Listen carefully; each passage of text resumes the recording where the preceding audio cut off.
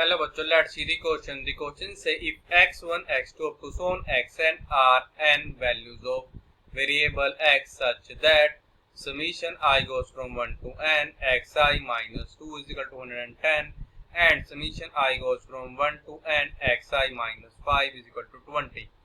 Find the value of n and mean. Option A 30, 17 divided by 3. Option B 20, 17 divided by 3. Option C 30, 16 divided by 3. Option D 20, 16 divided by 3. तो और पे given है कि x1, x2 up to so on बस क्या है हमारे n values हैं वेरिएबल x की सच दैट की summation i goes from 1 to n xi minus 2 हमारे को 110 के and summation i goes from 1 to n xi minus 5 ये हमारे को है 20. इनको वैल्यू फाइंड करनी है n और मीन की. हमारे पास ऑप्शन है 4. हमने कहा ना उनमें से हमारा कौन सा ऑप्शन करेक्ट होगा. Firstly I will tell you की कॉन्सेप्ट और की कॉन्सेप्ट जो है ये आपकी हेल्प करेगा इस क्वेश्चन को सोल्व करने में. तो हमारे पास की कॉन्सेप्ट ये मान लो हमारे पास क्या है x1 x2 up to so on x and ये हमारे पास क्या n वेरिएबल है. अगर हमको फाइंड आउट इनका मीन क्या होगा तो जो इनका मीन है ये हमारे को this is equal to x1 plus x2 plus up to so on plus xn and ये हमारा डिवाइड होगा दिस इज डिवाइडेड बाय ये हमारा डिवाइड होगा n से. अब हम करेंगे इसकी कॉन्सेप्ट की हेल्प से अपने क्वेश्चन को सोल्व. हमारा फर्स्ट गिवन क्या है कि summation i goes from 1 to n xi minus 2 ये हमारे किस इक्वल है दिस इज इक्वल टू 110 के. तो हमारे पास आ जाएगा कि दिस इंप्लाइज दैट की summation i goes from 1 to n xi minus हो जाएगा पे summation i goes from 1 to n 2 is equal to 110. तो हमारे पास आ जाएगा दिस इंप्लाइज दैट की summation i goes from 1 to n xi minus अब summation i goes from 1 to n 2 ये हमारे को होता है 2 टाइम्स ऑफ n. उसको मतलब कि हमने 2 को ऐड किया है हमने n टाइम्स कर बचेगा पे 2 times of n bar minus already था ही था ये मतलब हो जाएगा 110 के. तो वहां पे आ जाएगा दिस इंप्लाइज दैट की summation i goes from 1 to n xi जो है ये हमारे इक्वल है 110 प्लस 2 टाइम्स ऑफ n के. इसको जूम करते हैं अपनी इक्वेशन फर्स्ट.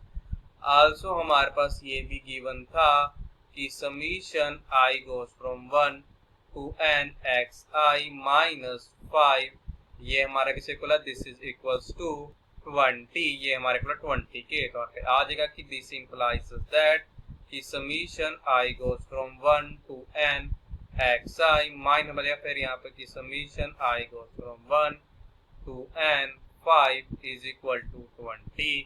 फिर बचेगा summation i goes from 1 to n xi फिर बचेगा माइनस अब summation i goes from 1 to n 5 ये तो हमारे को होता है 5 टाइम्स ऑफ n के which is equals to 20. तो वहाँ पे आ जाएगा से कि this implies that कि summation i goes from 1 to n xi जो है ये हमारे को आ जाएगा 20 प्लस 5 टाइम्स ऑफ n के. तो हमारे पे इम्प्लाई कर जाएगा दिस implies that. अब यूज करें अपनी इक्वेशन फर्स्ट का तो हमारे पे आ जाएगा कि 110 plus 2 times of n is equal to 20 plus 5 times of n. यहाँ पे हमने यूज किया हमारी इक्वेशन फर्स्ट का using equation first because equation first में summation i goes from 1 to n xi जो था ये हमारे को था 110 प्लस 2 टाइम्स ऑफ n के. तो हमारे पास पे आ जाएगा कि दिस इंप्लाइज दैट कि 2 times of n minus 5 times of n is equal to 20 minus 110. तो हमारे को इम्प्लाई ये कर देगा अब यहाँ से ये कि this implies that की minus 3 times of n this is equal to minus 90.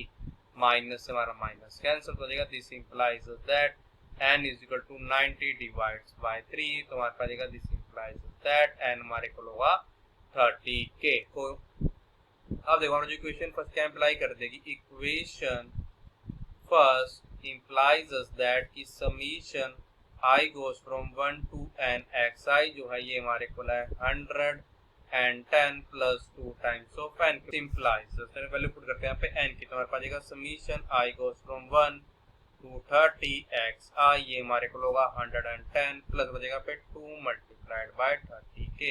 तो हमारे पास अब यहाँ पे क्या आ जाएगा, दिस इंप्लाइज दैट की summation i goes from 1 to 30xi जो है ये हमारे पास आ जाएगा 110 प्लस बचेगा पे 2 multiplied 30 means 60k। Implies that अब यहाँ पे आ जाएगा कि x1 plus x2 plus up to so on plus x30 जो है किसी को आ जाएगा, this is equal to 170k। और बचेगा अब यहाँ पे कि दिस इंप्लाइज दैट कि x1 plus x2 plus up to so on plus x30 which is divides by divide होगा 30 से, ये हमारे को हो जाएगा 170 डिवाइड बाय 30, हमारा 0 0 कैंसिल, हमारे पास पे आ जाएगा this implies that x1 plus x2 to so on x30 divide by 30, ये तो हमारे पास क्या आ जाएगा, तो हमारे पास आ जाएगा mean of x1 x2 up to so on x30 और ये हमारे से आ गया this is equal to 17 divide by 3 के। तो हमारे पास n की वैल्यू क्या आई है 30 और मीन हमारे पे आया है 17 डिवाइड बाय 3, इसका मतलब कि हमारा ऑप्शन ए करेक्ट है। So the final answer is option A is our correct option. I hope you understood it well. All the best, thank you.